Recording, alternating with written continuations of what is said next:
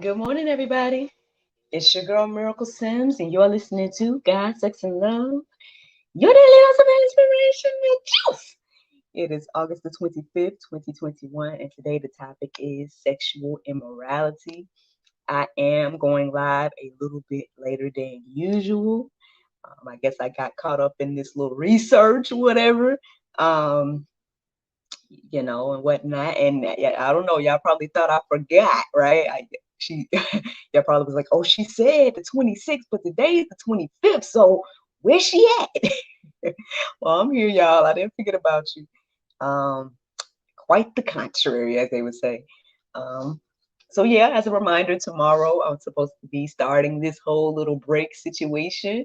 Um, I do have some general plans for tomorrow. I am still considering to go ahead and give you guys the juice tomorrow morning because I do plan on being up early anyway. But we'll see what the Lord do, right? We'll see. But any event that I don't, I figured that, hey, why not leave y'all with a little something spicy to marinate on over the next few days or whatever. In my absence. um, as of yesterday, not too much, just worked with my acting students, made announcements in my group, again, reminding you all, or the ladies that are in my group about, this break or whatever. And so that's pretty much what I did yesterday outside of, normal stuff. Of course, behind the scenes, working on this and that. But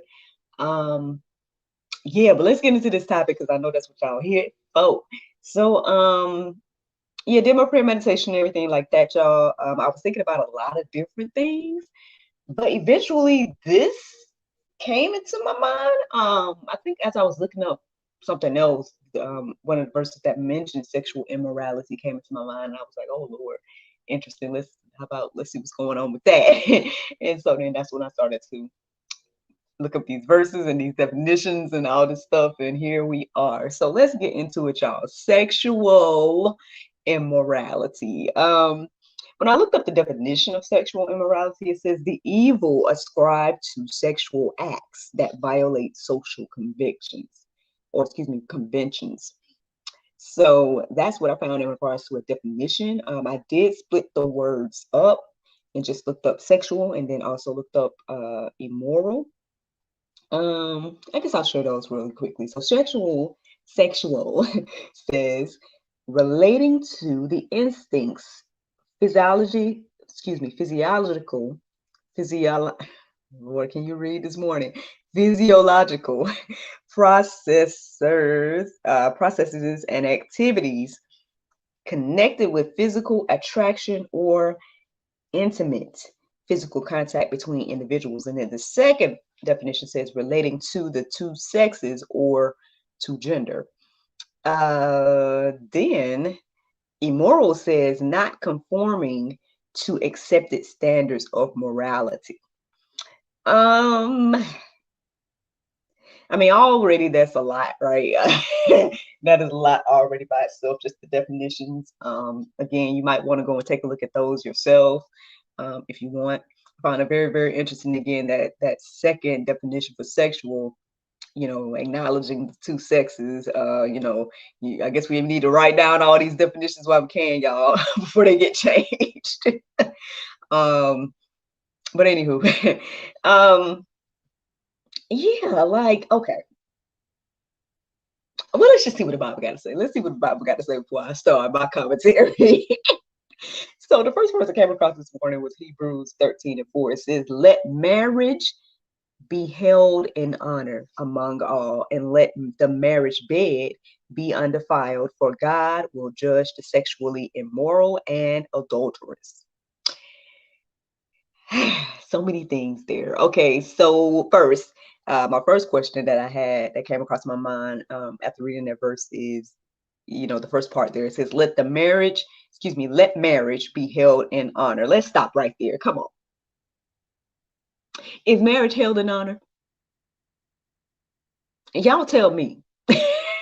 I mean, some may, hold it in honor, but for the most part, it's not. It's mocked. it is, reduced to being a piece of paper. It's being made light of. People throw out husband and wife, those titles like it's nothing. So no, I don't believe that marriage is held in honor overall. But what does the word say? It says, let marriage be held in honor. So the contradiction of the world, right? First thing. Then the next thing here is talking about let the marriage bed be undefiled. Okay. That made me want to go deeper. I wanted to look up the definition of undefiled, and I did. So here it is: not made corrupt, impure, or unclean. Um, now, I don't know. I mean, obviously, there's a lot of ways we can look at this and whatnot. Doesn't mean that everything the married couple do is undefiled, or doesn't mean keep it pure and holy. You know, I don't know which way you want to look at it or whatnot, but I don't know. These are the questions and the things that came into my mind as I read that verse this morning. And it says here that for God will judge the sexually immoral and adulterous. Now, we talked about sexual and immoral and all that, so y'all know those definitions already. Just if you need a reminder of what adultery means, when I looked it up again this morning, I know I've read it before, but I just refreshing my mind, y'all, just refreshing my memory. I'm almost 35 now. But anywho, so it's saying that adultery is having sex outside of your marriage, or with someone that is not your spouse. So there's a lot there, right? And even that one verse, we are to hold marriage in honor. That's what that verse is saying. It also is saying, the marriage bed, let it be undefiled. Okay. It's saying that God's going to judge the sexually immoral, and then and adulterous. So he's going to judge those that are sexually immoral, which we, again, that whole, all them verses, or those definitions I shared before, as well as those that step outside of their marriage and have sex with someone that's not their spouse. So interesting. Let's keep going. 1 Corinthians 6:18, it says, flee from sexual immorality. Every other sin a person commits is outside of the body. Outside the body. But the sexually immoral person sins against his own body. Okay, so I mean, I get exactly what it's saying here. It's not that I'm just so confused by these verses or, but we, right, as humans seem to be. It's like we don't seem to understand why it's important to do that verse right there, to flee from sexual immorality. I mean, we have all the reasons around us, right? You can see results in so many ways of what not fleeing sexual immorality does to people, to families, to in all these situations, and why sex outside of marriage and all of these things are an issue. Even though we don't look at it. I'm just gonna say we, because at one point, I am talking about myself too. I'm not gonna sit here and act like I'm perfect. We as humans, it's like we don't. Either we don't. Okay, it's like we don't understand, or it's just boiled down to we don't care. That's what it seemed like to me. We just don't care about this, and we don't see, or we don't want to acknowledge the problem with being sexually immoral. But at the same time, a lot of us, we, deal with broken families, right? We deal with sexually transmitted diseases. We deal with mental issues. We deal with physical issues. There's a lot of things that is centered around this whole situation of being sexually immoral. And it says here clearly that it is a sin against your own body. And if people can't see like how and why, how that is, is just, I mean, it's strange to me.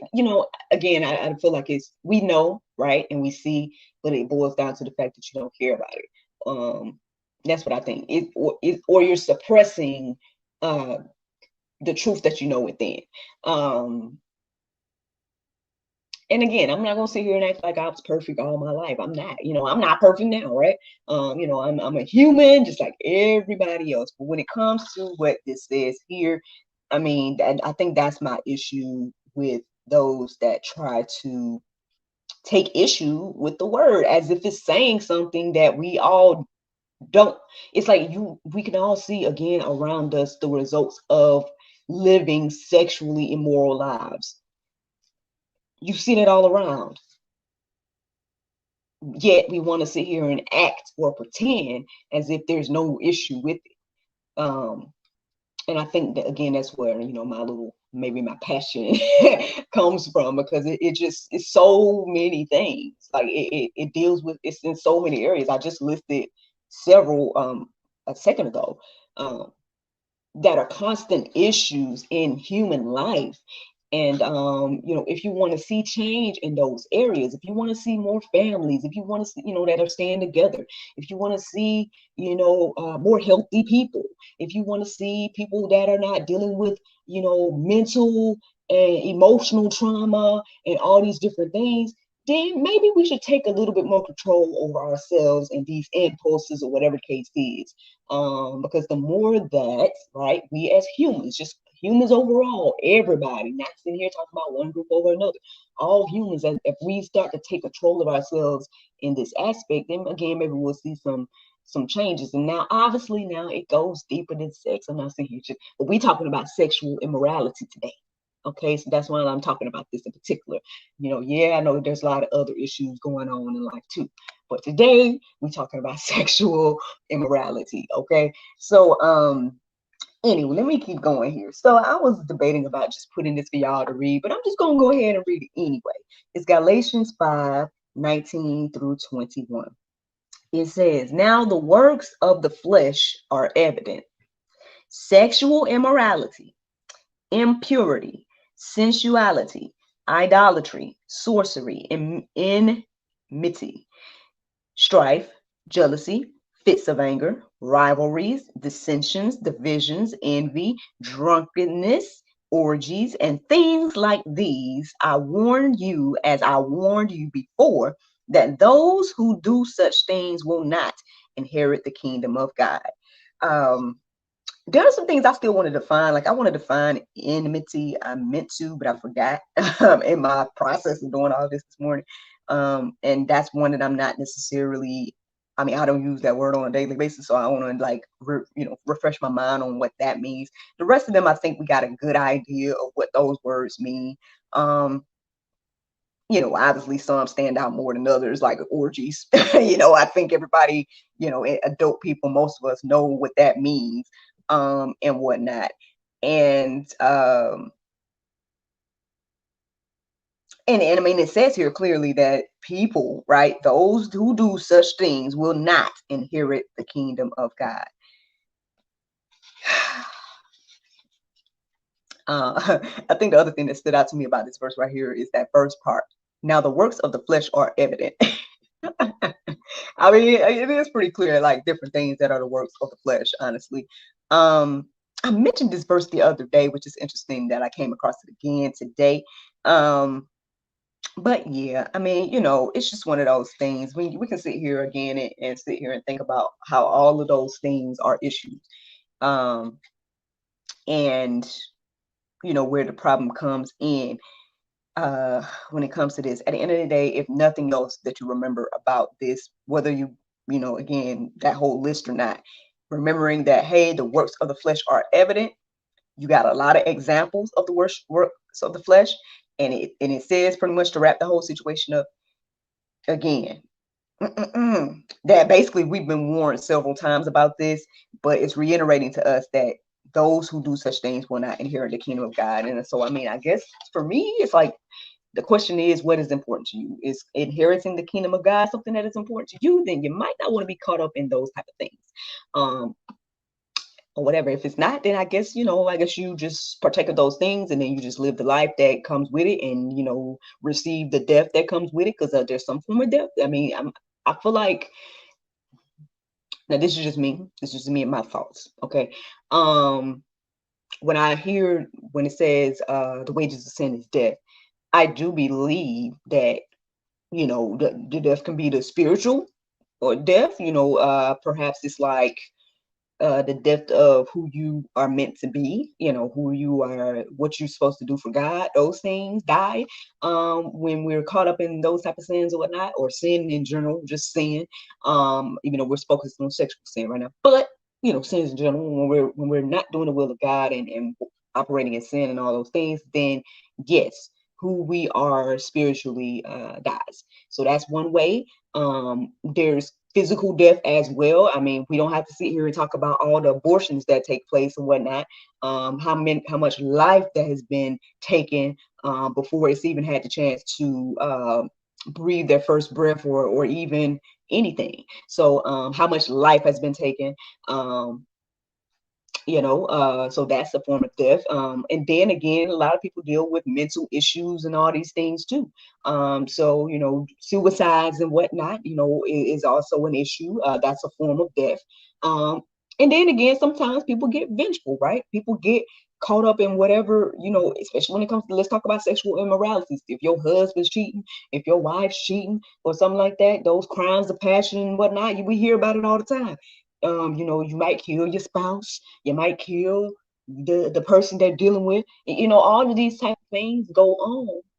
So why are we trying to sit here and pretend like sexual immorality is not no issue? It's not no big deal. Just do it, y'all. Just do it. Do whatever you want to do. And then when things happen, when there's consequences, when death happens, which the word clearly says is one of the wages of sin, then we all like, oh, like it's we're shocked and we're like appalled and we're all these different things. I'm just saying what I read today, and these are different ways that I feel like there's a lot of ways that quote unquote death can happen, or whatever the case is. So whether it's the actual taking of life, or you basically losing your life to being a slave to sin, either way is death, and whatnot. So I hope that helps in regards to being something deeper to think about when it comes to this issue of sexual immorality. There's several verses in the Go Deeper section that can kind of touch on some of the things. I know that there's hot button topics in the mix of those Go Deeper verses today. People take issue with well, they take issue with the Bible in general, but y'all know that the whole LGBT thing and all this stuff is a hot button topic and issue. People will come straight up to you and be like, "What is this a sin? Is that a sin?" I mean, well, what does the word say? Why you asking me? You already know what it say. So why you sitting here trying to start something or trying to like what you want me to say? You want me to say that it don't say what it say? And regardless, it's like, all right, y'all, here's some poll. Here's some poll when it comes to all of this. Yeah, people tend to think about what it says about homosexuality. They focus on that, and they want to harp on that, and they want to get mad about that, and they want to build a mountain out of a molehill of that, and focus just on that, and then get mad and say that others are focusing on it when at the end of the day you're focused on it. You focused on it so much where you're trying to make it your lifestyle and push it on everybody. But that's something else. That's something totally different. What I want to bring up here in this moment, which could be some hope aside from what I just said, is that this goes deep. There are things that are specifically mentioned in the Bible about as warnings, right? As warnings, as that other verse mentioned, warnings for all of us, right? And there's some things that are specifically mentioned that it's like, hey, don't do this, and if you do this, there's consequences basically for that. Now, the thing is, when it comes to sexual immorality, yes, as it says, it's a sin against your own body and all of those things. And some people may not see the issue with that, right? Well, let's think about it, y'all. At the end of the day, aside from marriage, right? Aside from, cheating on your spouse and all that, aside from even the whole LGBT thing, let's talk about what other sexual practices are out there, right? Because if you're not going to, right, go by a moral code, which is having some limits to this whole thing, then it's like anything goes. And so then when it comes to bestiality, I mean, how y'all feel about it? Now, the interesting thing is I had to look that up, and it's funny, I was spelling it wrong. Y'all might know it as bestiality, but it's called bestiality. That's one thing I found this morning. So for the record, now if you're not familiar with what that is basically sex with animals. It's said in the words several times, don't have sex with animals. Now, we don't talk about it, right? People don't talk about it, but is this not an issue? Yes. If you don't know, now you know. Yes. There's a reason why we have a word for it. There's a reason why it's in the Bible. There's a reason why, even though we don't talk about this sexual practice, it is clearly immoral, right? Like, I mean, but hey, I mean, maybe not to some people, because some people believe that they're animals. Some people, want to live a life as an animal and all these different things. That is out there. And if you don't know, go Google or go it or something like that. See what I'm talking about? Now, I know I've read books that have, that had some scenes in there, thrown in there, with some bestiality in it. Obviously getting people's minds to, open up to this idea of like it's a good thing. That's one thing I've seen for sure. I know that there's video. I haven't watched no videos of no bestiality. That's not something I want to see. But the fact that there are videos to be watched means that this is an issue. This is something that happens. Now, again, we got Allie's like confession, right? So we got her feedback that majority of people, because that's one thing I heard, right?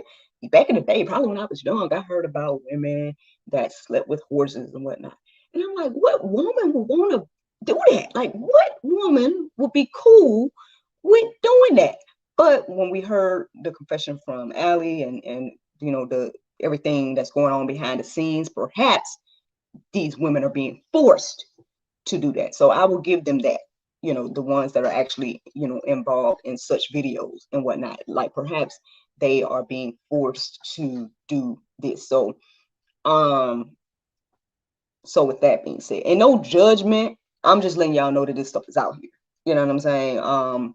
Regardless of that or whatever the case is, I mean, God's gonna, again, it says here that God's gonna judge the sexually immoral. I don't have no heaven or hell to put nobody in. All I know is it's clearly immoral to me to have sex with animals. But I mean, some people don't believe that. I don't know.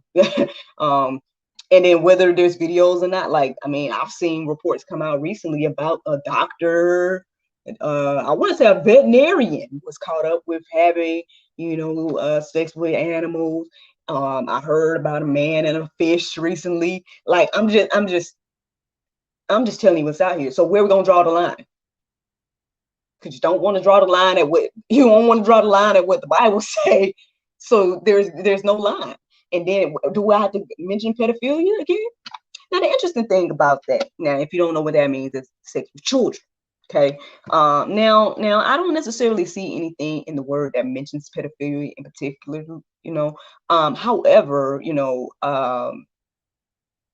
again, going off of, if we go back to Alice's testimony about what she experienced as she was young and how she grew up and not knowing whether to believe what the Bible say and all these different things because of the way that it was misused, whatnot throughout her life.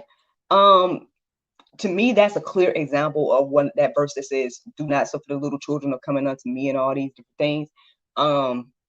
You know, people, again, like I mentioned before in a previous juice, that people don't think about how this affects the kid. People are not thinking, and then the fact that, again, I'm hearing so many reports about, the infants and all that stuff. Like, clearly, there's no way that an infant came on to you for you to feel like, oh, this baby wants what I have to offer. Like, there's something wrong here, and so the more we try to blur this line of sexual immorality, I'm just saying that the deeper it goes. Y'all know about polygamy and whatnot too. Now, yes, it's in the Bible. Yes, yeah, it was in the Bible. Now, does that mean that was God's will? I don't believe so. Because, hey, listen, when I see anything about a man and his wife and whatnot, I don't see it say, well, him and wives and whatnot. No, I'm talking about when I'm referring to God's order, God's commands regarding it. Not talking about how people that went and had wives and concubines and all that, and the accounts of him and his wives and whatnot. I'm talking about what the Bible say in regards to a man should cleave to his wife, and those type of commandments and things like that. That's what I'm talking about. I don't see it refer to when it's like the man, his wife, them, and his wife and all that. I see it say and she or and her, and stuff like that, as if it's talking about one. That's what I see in those points of the Bible. Now, y'all correct me if I'm wrong. Again, I know that it's in there. I want to say Pastor David went in on that one day, so y'all can look on Christ Forgiveness Ministries and look up polygamy and all that. He did a explanation of why that could have been and all those different things. So if that's something you want to go deeper about, check him out. However, I think that it's very clear, like, God's intention was man and wife, one man, one wife, and all of that. But that's just my, that's what I'm reading. Y'all can, again, correct me if I'm wrong here. So with that being said, let me go ahead and share with you all these last couple of verses right here. With that being said, again, I told you all, I'm not sitting here acting like I'm perfect. Just to reiterate this fact, Romans 3:23, for all have sinned and fallen short, and fall short of the glory of God. All. Me, you, everybody. And if you acting like you haven't sinned, you're a liar according to the Bible. So, and that's a verse as well, if you want to quote me on it. If you want to not believe what I just said, but it's in the Bible, that basically. Anyway, 1 John 3:4 says, everyone who makes a practice of sinning, it also practice lawlessness, and sin is lawlessness. So again, I think that's where the issues come in when it comes to this whole sexual immorality thing. It's like making a practice of things, out here, yeah, I mean, there's nothing else to reiterate. You're making a practice of it, and it's lawlessness according to the word. And then Proverbs 28:13 says, whoever conceals his transgressions will not prosper, but he who confesses and forsakes them will obtain mercy.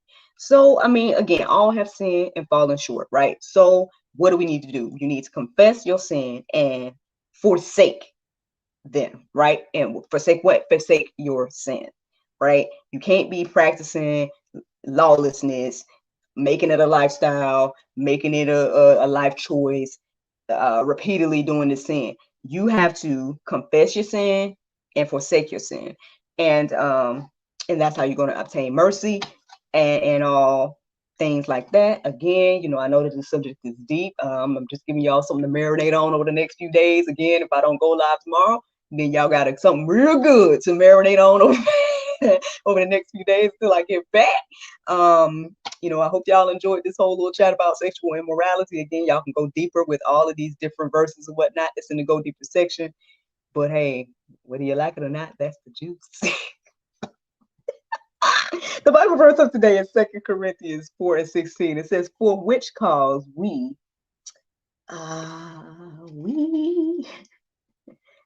don't,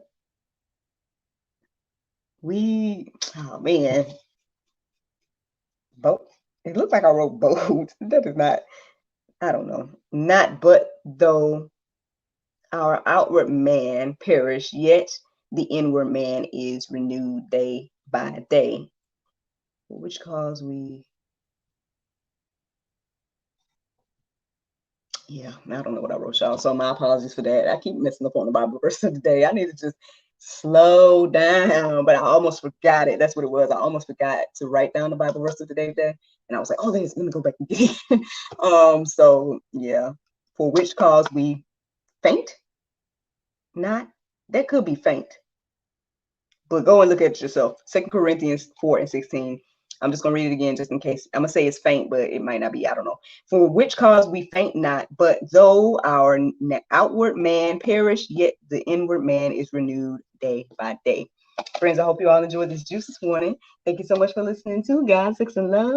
Your daily dose of inspiration, the juice. I pray you guys can go forth and have a wonderful day. And I look forward to talking to you all on the 30th, if the Lord's will. Or the 31st, if the Lord's will. Just a reminder, again, if I don't go live between now and then, on Friday, there's an episode of God, Sex, and Love, the talk show that's going to be airing. It is a special episode because it's featuring my mother. Yes, my lovely mommy. She's going to be featured on God, Sex, and Love this Friday at 7 p.m. Prayerfully, Lord, come on now. It will go live on our Facebook and on our Instagram. Why am I saying Instagram? I'm on vacation mode already. On our Facebook and on our YouTube. It should be going live at 7 p.m. It is in the queue. Hopefully we won't have any issues. So that's something that's going on Friday. Still be on the lookout for different posts and whatnot. I'm still going to try to get the Bible verse of today posted. So if so, y'all, shout out to my homegirl, Elizabeth, the virtual assistants, sent directly from the Lord for your girl. She'll be posting on my Instagram on my behalf. And so we'll at least try to get the Bible verse out of the day out to you all. If you all miss the sound of my voice over the next few days, there's plenty of juices that you all can listen to on any, again, podcast platform. I've done over 400 and something of them now. So, I mean, go back and re-listen to something, y'all, but if not, hey, definitely let this marinate on your heart, souls, and minds. This one from today, because I mean, hey, sexual immorality out here. Sexual immorality is rampant. You know what I'm saying? And it's. I'm not telling y'all nothing y'all don't know though. But anywho, but that's what's going on, y'all. Tomorrow is the day, if the Lord's will, start of this vacation, man. All right, so but yeah, look forward to talking to y'all on the 31st. Hope you guys have a wonderful day. Thank you. Bye. And as for my Facebook and YouTube folks, man, I was like, oh yeah, I gotta wrap this up. The thing is still going. But yeah, I got a message. I don't know who it could be. But anywho, I hope all is well with you all. Like I said, I'm looking forward to these next few days. If I come back tomorrow and do another juice, cool. If not, like I said, I'll see you all on the 31st. Again, y'all can let all of this marinate on your heart, souls, and minds today. I was about to say, I guess I'm passionate when it comes to sex. But it's not just sex, y'all. It's not just sex. It's just, I just really don't like when people try to pretend. Like, stop pretending like this ain't no issue. Like, stop pretending like, this whole idea of anything goes is cool. Like, stop acting like that. Y'all see the results of what anything goes look like. You see it all around us every day. You deal with it in your family, you deal with it in your life. You know what I mean? And then it gets deeper where the fact that bestiality is even a word shows that there's an issue. You know what I'm saying? And you can go and look up videos right now. I ain't interested in seeing it, but from what I'm understanding, there's videos of people doing all kinds of things with animals. Like, y'all, there got to be some type of moral code, right? And there is. It's biblical. But there's a moral line here, y'all. When it comes to this, and if you don't want to, the more that we sit here and try to blur the line, then you're going to see the consequences of that, you know? So that's all I'm saying here. That's all I'm saying. But I hope that you guys are encouraged and inspired. And thank you so much for listening and supporting in any aspect. And, I'll miss y'all. I'm sure I'm going to miss you. But I look forward to, again, this break and seeing you guys on Monday. I keep saying Monday. Seeing you guys on the 31st, if the Lord's will. So that'll be on Tuesday. But all right, y'all. Y'all have a wonderful, wonderful day and weekend and everything. Bye.